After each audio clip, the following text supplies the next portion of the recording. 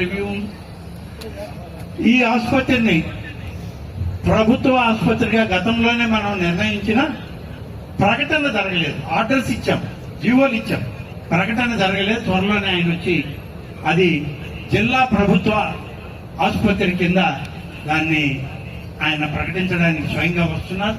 రావడమే కాదు, ముందుగా ఈ సంవత్సరం ఒక 50 పడకల ఆసుపత్రికి దాన్ని పెంచడానికి, పై సంవత్సరం ఒక 50 పడకల ఆసుపత్రికి, మొత్తం మీద ఆత్మకూరు ఈ ఆసుపత్రి జిల్లా ఆసుపత్రిలో 200 పడకల ఆసుపత్రిగా దీన్ని తీర్చిదిద్దబోతున్నాము.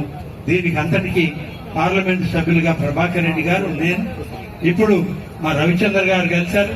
అందరం కలిసి దీన్ని వెంటనే పనులు చేయడానికి ఏర్పాటు చేయడం జరుగుతుంది. మొన్ననే బీసీ గర్ల్స్ రెసిడెన్షియల్ స్కూల్ మనం పాలిటెక్నిక్ భవనాల్లో ప్రారంభించాం. ఇటీవలే ముఖ్యమంత్రి గారు స్కూలే కాదు దాన్ని అప్గ్రేడ్ చేసి జూనియర్ కాలేజ్ చేయండి, బీసీ బాలికల రెసిడెన్షియల్ కాలేజీని దాన్ని జూనియర్ కాలేజీ కింద మారుస్తూ ఆదేశాలు ఇచ్చారు. దానికి కూడా అవసరమైన భవనాల్ని ఏర్పాటు చేయండి అని చెప్పి ఆదేశాలు ఇవ్వడం జరిగింది. ఈ సంవత్సరం ఆ భవనాలు కూడా మొదలు పెట్టాలని ఒక నిర్ణయం. త్వరలోనే ఐటీఐ, కొత్త ఐటీఐ మనం 2-3 నెలల్లో ప్రారంభించుకోబోతున్నాం. దానికి స్వయంగా నారా లోకేష్ గారిని మనం టెక్నికల్ విద్యాశాఖ మంత్రిగా వారిని ఆహ్వానిస్తున్నాం.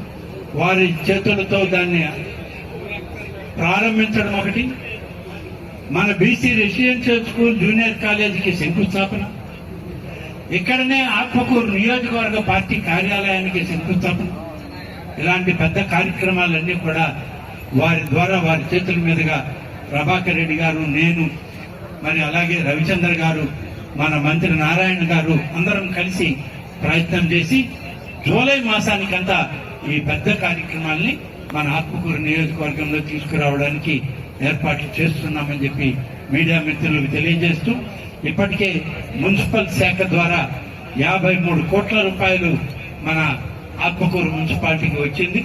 నిధులున్నాయి. త్వరలోనే ప్రణాళిక తయారు చేసి పనులు కూడా మొదలు పెట్టడం జరుగుతుంది. Thank you. ప్రతి ఒక్కరి దగ్గరికి వచ్చి పలకరించి ఆ ఆనందం వేరు.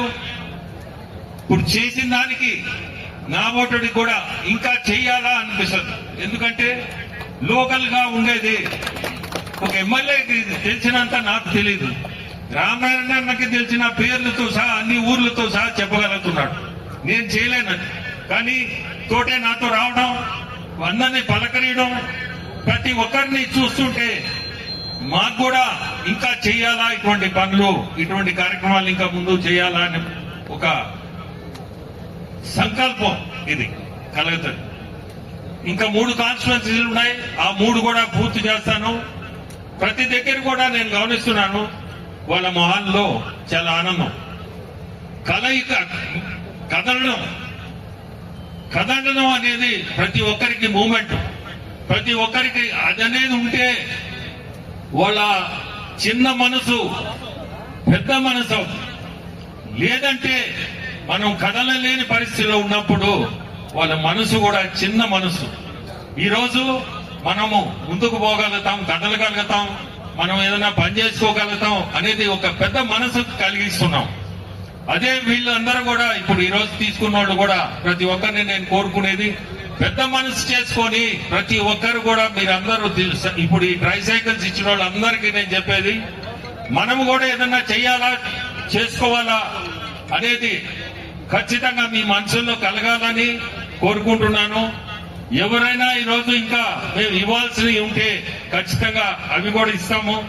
ఎందుకంటే ఈ మా టీము సర్వే చేసినప్పుడు ఎవరినైనా మిస్ చేసి ఉంటారు, లేదంటే ఇళ్లలో లేని వాళ్ళు, అటువంటి వాళ్ళు ఖచ్చితంగా ఎంతమంది అయినా కానీ ఆ ట్రైసైకిల్స్ కూడా మేము ఇచ్చేదానికి సిద్ధంగా ఉన్నాము.